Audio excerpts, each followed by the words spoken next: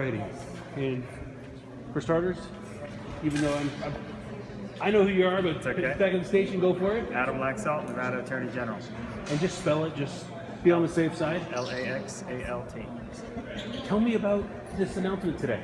It's an exciting day for our state. We get a chance to be first in the country to launch this state-of-the-art victim service network, and it's something that's free for victims all across our state.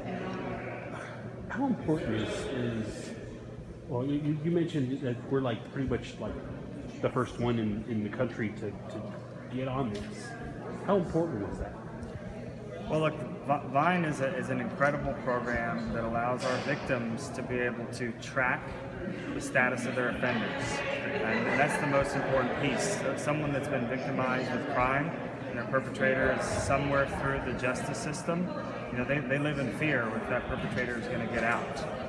And this empowers victims to be able to stay in touch with exactly what's happened in the justice system, and empowers them to take steps to protect themselves if, for example, their perpetrator is getting out on bail, or they're finishing their sentence, or something, or getting parole, things like that. So, it's truly a great service for the state, and I'm proud of my office for stepping up and volunteering to be the pilot program and be the first to have this enhanced version of Vine.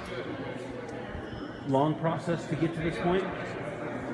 I mean, all technology these days takes a long time, but it's been less than a year, and so you hear a lot longer when people are trying to get up new networks and new systems. I mean, there was an existing framework in place, so a lot of it was enhancements and running tests. But again, proud of both the company and my office for working together over the last many months. Is it easy for someone to get signed up or get the information? What do they need to do? Yeah, I think that's one of the great features.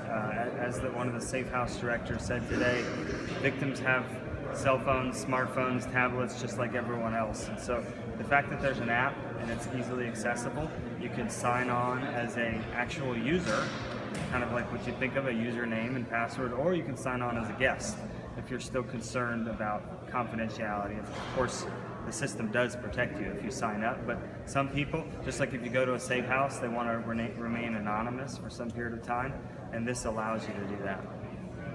What's the next step for the state with this system? It's rolling out effective immediately, and we just encourage victims to get on it, to use it. It's free, and of course our law enforcement uses it, as well as plenty of safe houses and service providers for victims. And we have about 30 signed up now.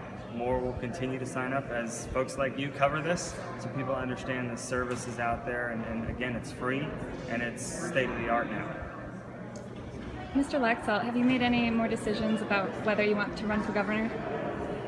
We're here to talk about Vine and protecting victims. Thanks.